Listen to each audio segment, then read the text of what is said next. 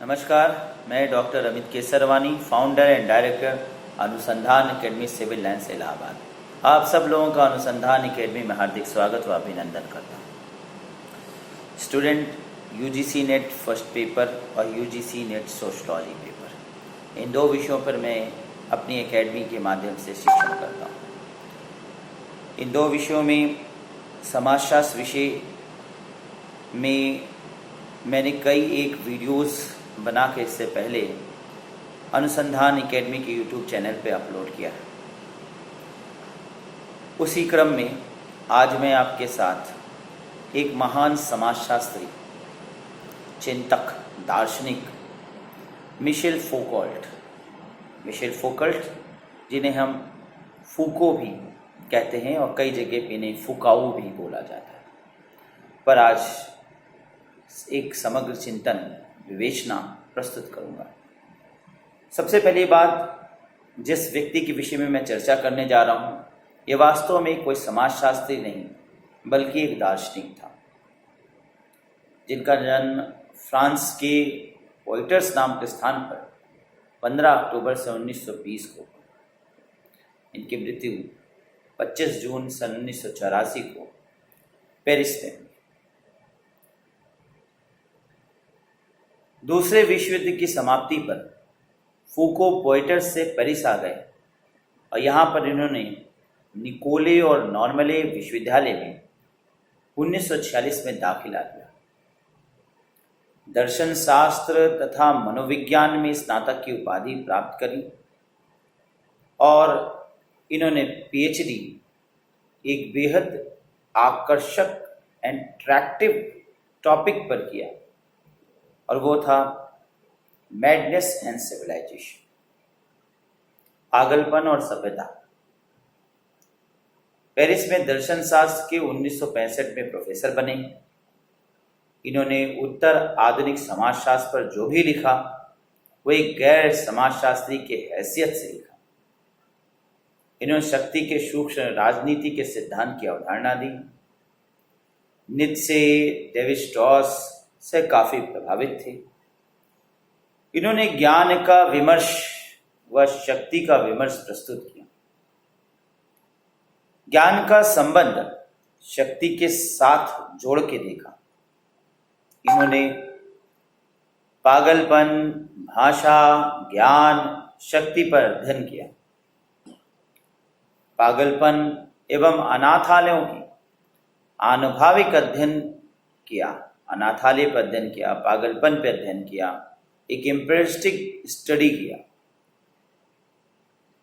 अपराध, यौन प्रवृत्ति पर मौलिक लेख लिखा, उस पर गहन विवेचना, विहंगम प्रस्तुति प्रस्तुत की।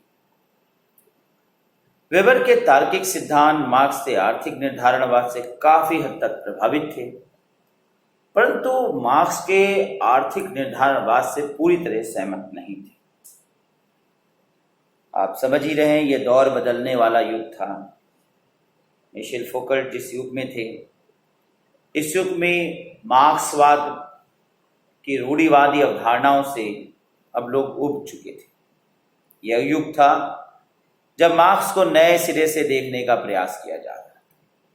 यह युग था जब मार्क्स को नए विचारधाराओं में पिरोया जा रहा था।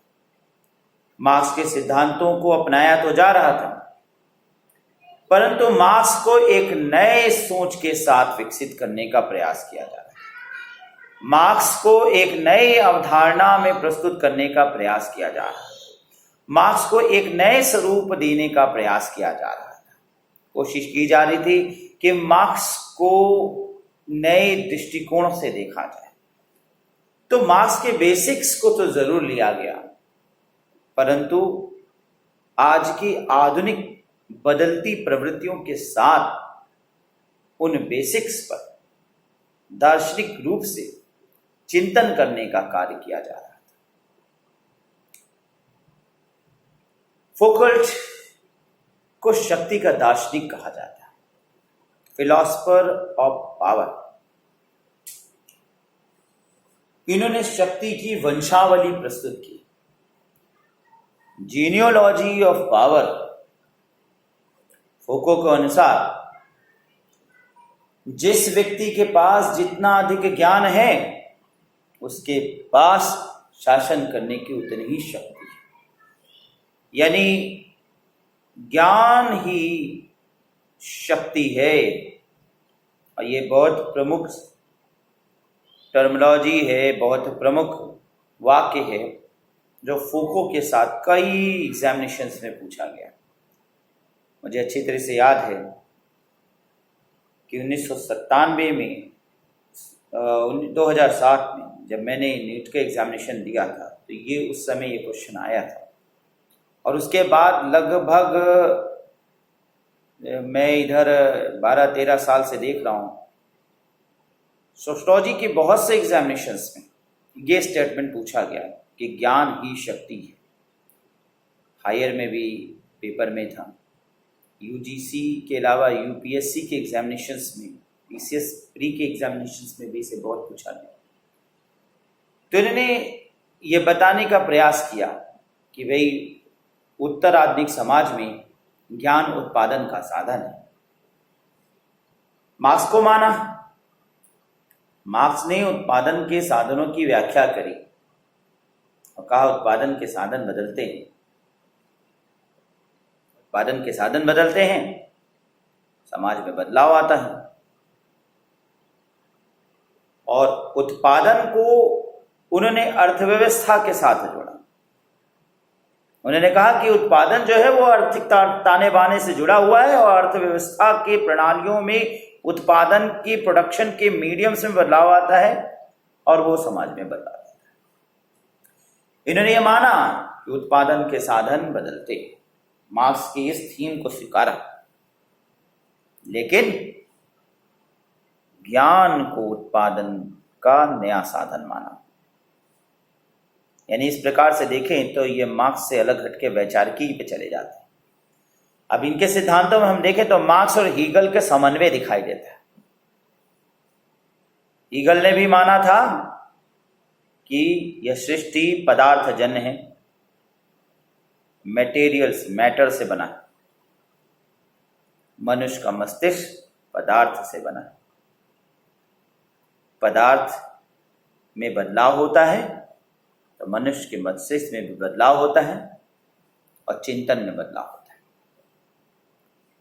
इन्होंने एक प्रकार से देखे तो मार्क्स और हीगल का सम्मिश्रण प्रस्तुत किया और इन्होंने उस चीज को उत्पादन के साधन के को मीन्स ऑफ प्रोडक्शन में नॉलेज को रख दिया। कहा ये नॉलेज जो है, ये ज्ञान जो है वो उत्पादन का साधन। अतः जिसके पास जितना अधिक ज्ञान है उसके पास उतनी अधिक शक्ति है, जिसके पास ज्ञान है उसके पास शक्ति है। ज्ञान और शक्ति दोनों पारस्परिक रूप से एक दूसरे पर निर्भर है। फोको के अनुसार यथार्थ की सामाजिक संरचना करने की भूमिका में भाषा और ज्ञान शक्ति पर आधार का कार्य करते हैं। इससे समझिए, यथार्थ की सामाजिक संरचना करने की भूमिका में, अर्थात वास्तविकता का जो सामाजिक संरचना है, इस दृष्टिकोण से, इस रोल पर भाषा और ज्ञान शक्ति का आधार का कार्य करते हैं। यानी भाषा पे कमांड होना और ज्ञान होना वर्तमान की यथार्थ की सामाजिक संरचना का निर्माण करना। फुको ने 1969 में अपनी एक पुस्तक आर्कियोलॉजी ऑफ नॉलेज, ज्ञान के पुरातत्व पर वैचारिकी प्रस्तुत की, विचरण प्रस्तुत किया। मूल रूप से दर्शन शास्त्री थे, जैसा मैंने भी आपको बताया कि मिशेल फूके एक दर्शन शास्त्री थे। तो इनके विचार चूंकि बहुत ही दार्शनिक पहलुओं के साथ समाज के विकास के दृष्टिकोण से देखे गए, इसलिए इन्हें समाज के बदलाव के दृष्टिकोण से, समाज में चेंजेस लाने के पॉइंट ऑफ व्यू से समाज शास्त्र में पढ़ा जाता है। उन्होंने ज्ञान के अपने पुरातत्व यानी खोजबीन को इतिहास और विचारों के इतिहास से तुलना कर उन्हें अत्यधिक तार्किक बनाया और ज्ञान के इतिहास में अत्यधिक निरंतरता के रूप में चित्रित किया।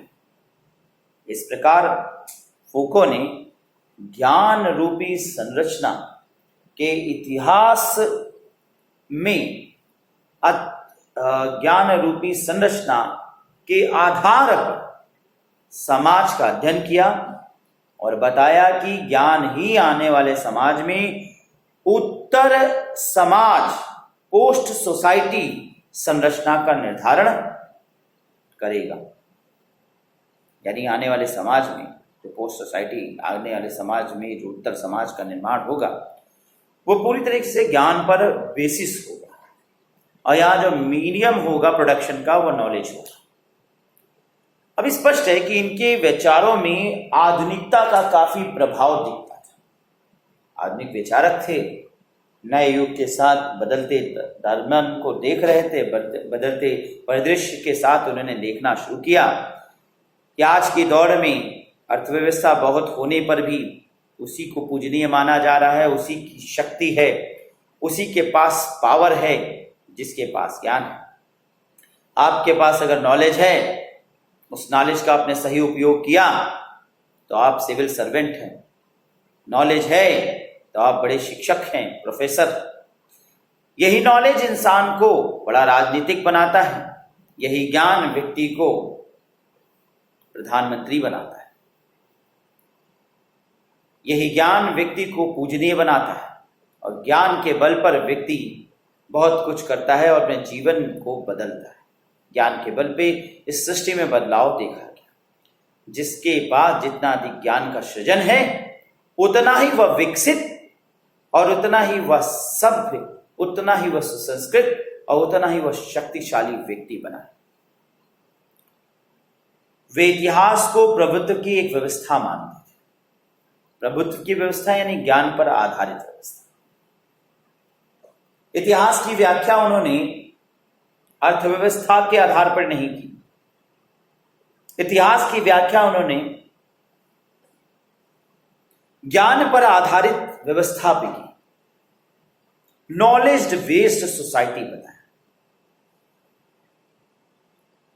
उन्होंने कहा कि इतिहास प्रभुत्व की एक व्यवस्था पर आधारित है। इतिहास प्रभुत्व की एक व्यवस्था से दूसरी व्यवस्था की ओर बढ़ने का मात्र एक झोंका मानता। फूको के ये विचार हमें ये बताते हैं कि उन्होंने मीन और मीडियम्स को बदल दिया। प्रोडक्शन के जो मीडियम से उसको चेंज कर दिया।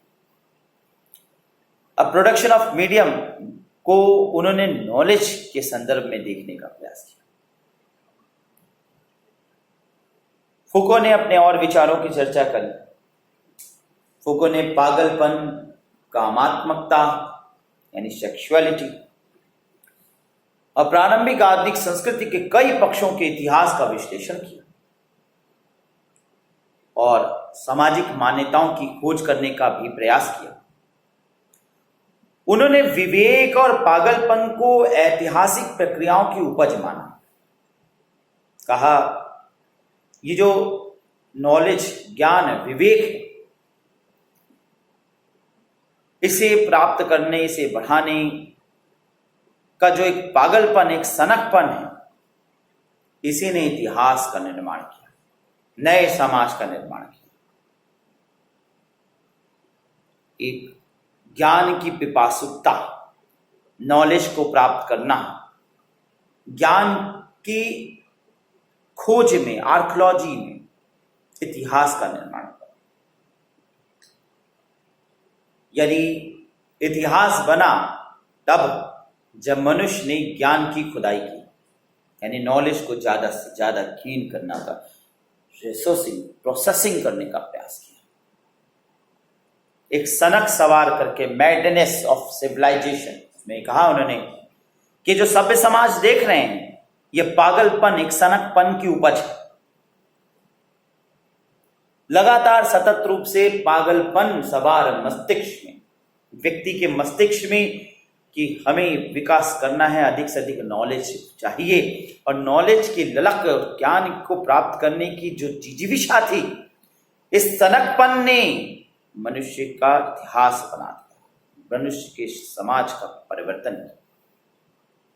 अतः फूको के विचार से स्पष्ट होता है कि शक्ति में कोई तात्विक अंतर वस्तु नहीं होती, या किसी की धरोहर या किसी के केंद्रीभूत नहीं होती, अपितु ये एक प्रौद्योगिकी है, टेक्नोलॉजी है।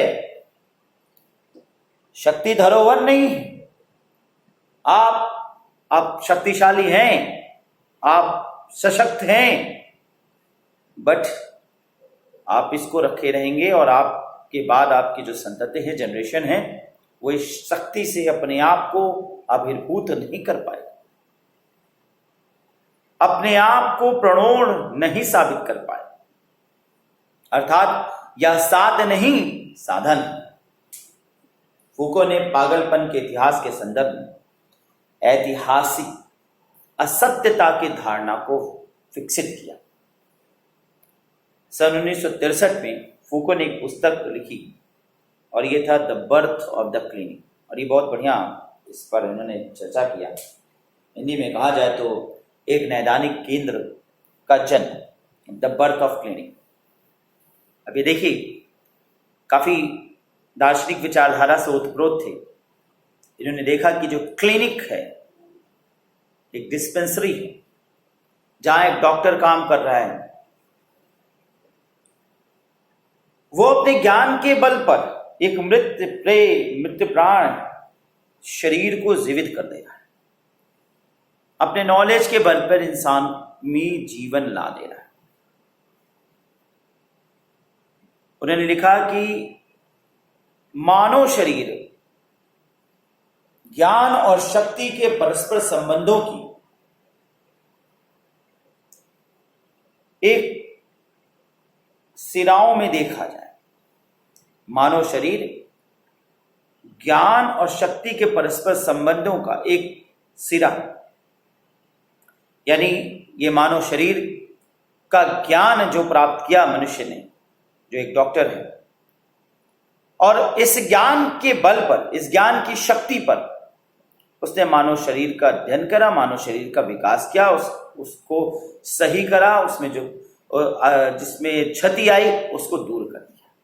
तो अपने ज्ञान के बल पर, अपने नॉलेज के बल पर मृत प्राय शरीर को जीवित कर दिया।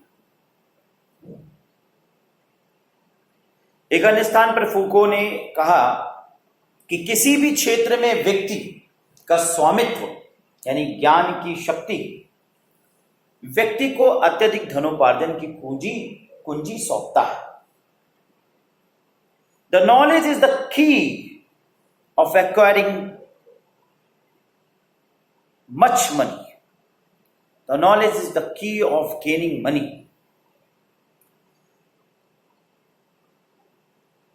यानी ज्ञान वो साधन है, वो रास्ता है जिससे व्यक्ति अधिक से अधिक धनोपार्जन कमा सकता है। ये ज्ञान ही व्यक्ति को सबसे ज्यादा समृद्ध शक्तिशाली व्यक्ति बना सकता है। ज्ञान के बल पे कोई राष्ट्रपति बन जाता है और ज्ञान के बल पर ही कोई बड़ा उद्योगपति बनता है। नॉलेज आज की इस आधुनिक जिंदगी में, आधुनिक दुनिया में बदलाव का मूल कारण है। फूको कहते हैं कि मौत किसी के हाथ में नहीं होती, मौत किसी के हाथ में नहीं होती, फिर भी अपने विशिष्ट ज्ञान के आधार पर एक चिकित्सक यानी एक डॉक्टर अपने मरीज को ठीक करने का दावा कर सकता है। अतः अपने विशिष्ट ज्ञान पर ज्ञानी होने के कारण वह चिकित्सक शक्तिशाली व्यक्ति बन जाता है, जो ज्ञान से शक्ति के प्रवचन की ओर बढ़ता है, ज्ञान से शक्ति की ओर प्रवचन करता है। सन 1975 में फूको ने अनुशासन और दंड, डिसिप्लिन एंड पनिशमेंट या डिसिप्लिन एंड पनिश नामक पुस्तक की रचना की, जिसमें उन्होंने पुरातन काल की सार्वजनिक फांसी की सजा से आधुनिक कारावास की व्यवस्थित प्रणाली की दंडात्मक शासन व्यवस्था के माध्यम से शक्ति की सूक्ष्म भौतिकी अर्थात शरीर के नियमन में आत्मा के नियमन, शरीर के नियमन में आत्मा के नियमन की बात की। अर्थात कहने का तात्पर्य है कि शरीर को दंड देने के बजाय आत्मा का शुद्धिकरण करना ज्यादा उचित है। अर्थात जेल की व्यूहरचना से सामाजिक नियंत्रण को बल मिलता है और संपूर्ण मानव समाज के लिए एक मॉडल का कार्य, एक आदर्श का कार्य करता है। इस प्रकार फूको ने दंड और अनुशासन की प्रक्रिया का ऐतिहासिक काल से आज तक की व्यवस्था का सूक्ष्म परीक्षण किया। कहने का तात्पर्य है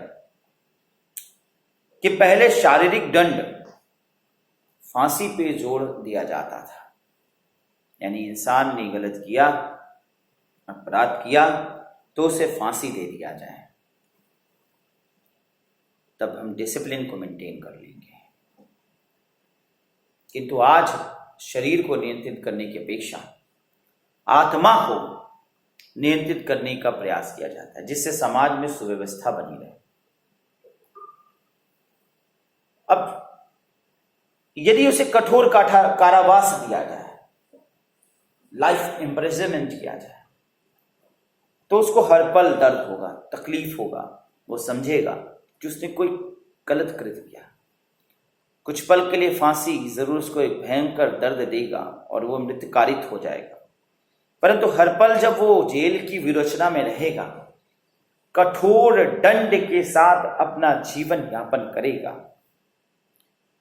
कठोर दर्द एहसास करेगा, घुट घुट कर जीवन जिएगा, तो उसकी आत्मा का शुद्धिकरण होगा। और जब जेल के कठोर कारावास को झेलकर जब वह बाहर आएगा, तो कदापि फिर दोबारा ऐसा कृत्य करने का प्रयास नहीं करेगा जिससे उसको या उसके जीवन को हानि हो, जिससे उसे फिर से वैसी यातना झेलने के लिए मजबूर होना पड़ जाए। और वो आदर्श भी प्रस्तुत करेगा उनके लिए जो ऐसा गलत कर्म या कुछ भी गलत करने का विचार कर रहे हैं। उससे वे लोग सीख लेंगे कि ऐसा कार्य हमें नहीं करना चाहिए, क्योंकि ये कठोर दंड, जीवन भर का कारावास शरीर नहीं बल्कि आत्मा को झंझोड़ दे। और इस प्रकार समाज में सुव्यवस्था बनेगी। तो इस पुस्तक के माध्यम से उन्होंने डिसिप्लिन मेंटेन करने की बात कहा कि पनिशमेंट के स्वरूप में बदलाव लाना चाहिए, जिससे कि अनुशासन बनेगा। फूको ने अपनी इस पुस्तक में अपराधी व्यक्ति के शरीर संबंधी 2 कल्पनाएं भी प्रस्तुत की। पहला, सार्वजनिक रूप से सताया और उत्पीड़न किया गया शरीर। पहला था सार्वजनिक रूप से सताया और उत्पीड़न किया गया शरीर, और दूसरा जेल की कोठरी का अनुशासित शरीर, जिस पर निरंतर निगरानी रखी जाती है। और इस प्रकार जेल वास्तविक अथवा परोक्ष निगरानी के द्वारा शरीर को अनुशासित करता है।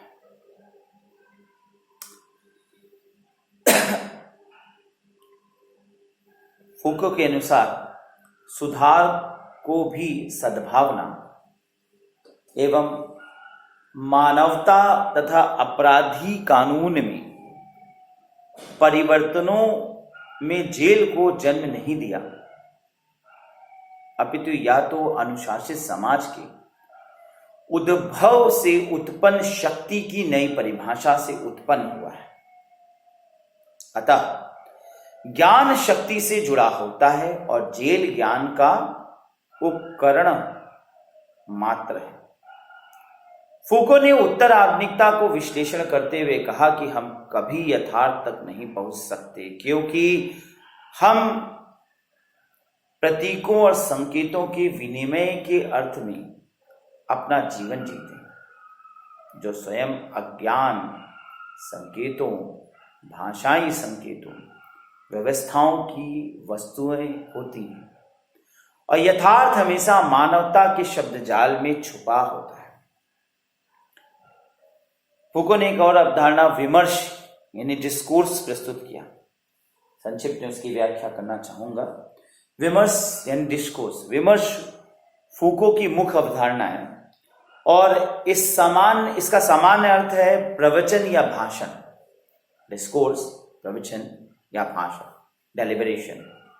किंतु फूको ने इसका प्रयोग किसी विषय के बारे में विशिष्ट ज्ञान के संदर्भ में किया है, अतः यह विशेषज्ञों की शब्दावली को इंगित करता है।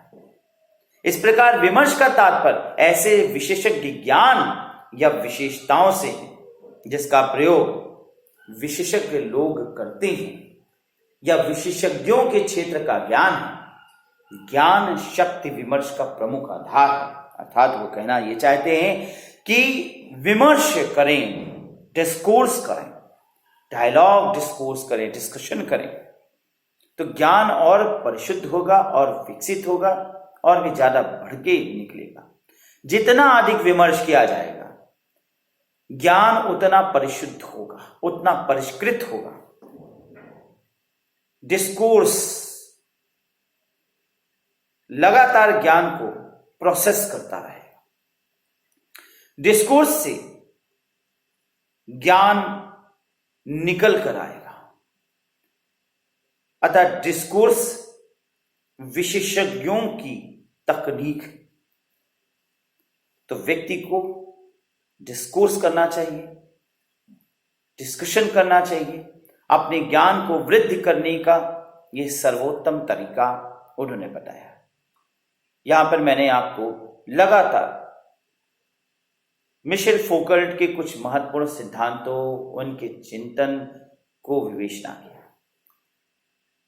यूजीसी नेट के सिलेबस में फौकल्ट पूर्व सिलेबस में भी थे और वर्तमान में जो सिलेबस बदला इसमें भी थे, और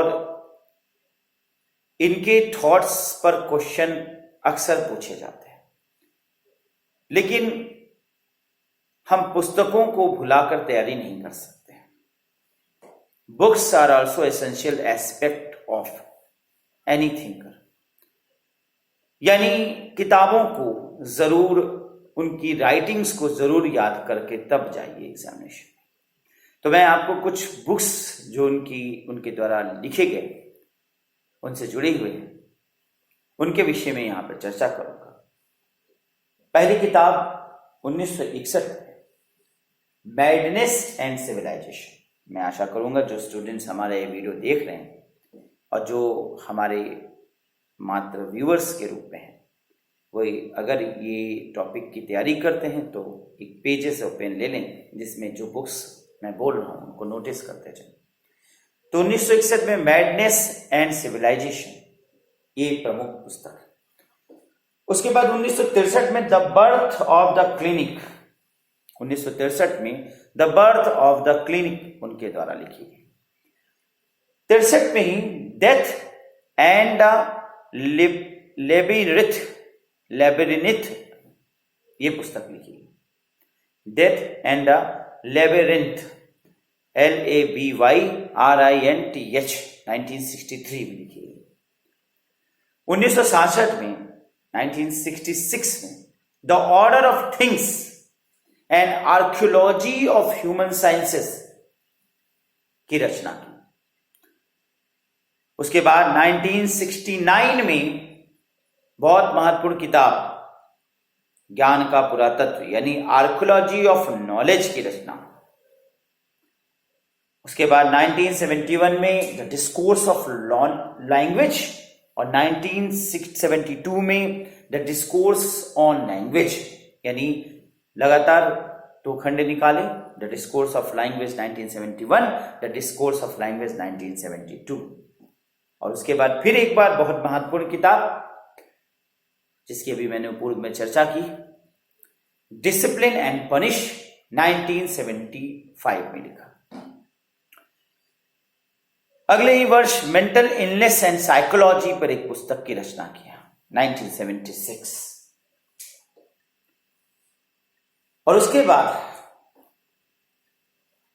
कामात्मकता का इतिहास के 3 खंड, यानी पुस्तक का नाम the history of sexuality, 3 volumes में निकाले, 3 खंडों में। पहला वॉल्यूम था volume 1, that is the will to knowledge, the will to knowledge 1976। दूसरा खंड volume 2, the use of pleasure 1984। तीसरा खंड volume 3, the care of the self 1984। ये इनकी कुछ प्रमुख रचनाएं थी। इन प्रमुख रचनाओं में 4 या 5 प्रमुख रचनाएं मैं पुनः चर्चा करना चाहूंगा शॉर्ट में। पहली है मैडनेस एंड सिविलाइजेशन, दूसरा the birth of the clinic, ये इंपॉर्टेंस में, the birth of the clinic. तीसरा है archaeology of knowledge,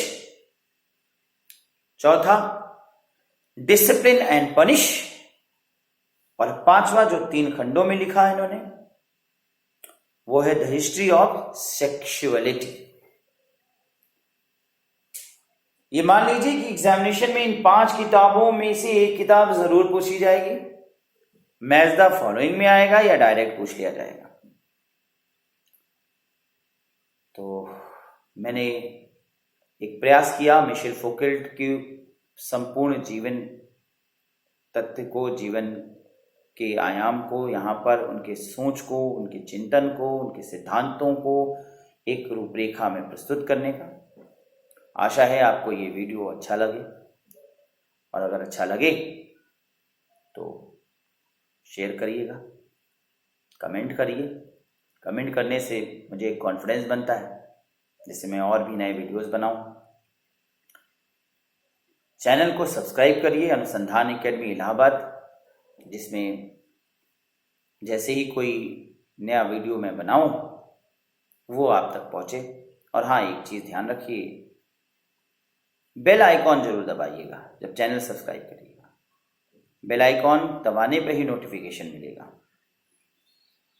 so students, फिर मिलेंगे नए वीडियो में नए विचारों के साथ। समाजशास्त्र की और भी विवेचनाएं अभी बाकी है। नमस्कार।